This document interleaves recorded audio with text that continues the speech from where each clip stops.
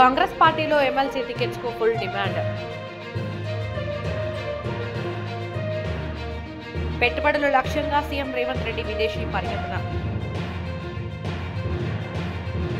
ఎన్టీఆర్ కు నివాళులు అర్పించిన నారా నందమూరి కుటుంబ సభ్యులు.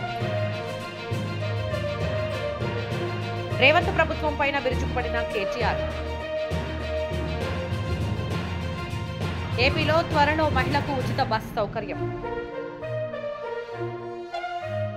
మాజీ మంత్రి పొన్నాల లక్ష్మయ్య ఇంట్లో చోరీ.